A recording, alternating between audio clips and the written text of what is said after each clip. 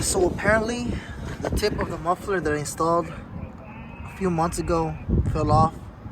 I'm gonna get a replacement for it.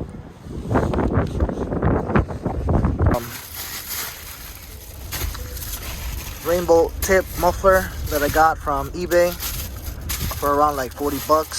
So it was driving more smoother when everything was there, but now it's just like lacking. Slower now, louder, like an annoying loud. You know, this is the first time ever this has happened to me in any car that I've had in the past. But I'm in the front of this muffler shop that I always go to, and I'm gonna go in there and let's see what happens. This is the aftermath, guys, how it came out. Pretty solid. They charged me 80 bucks at the muffler shop.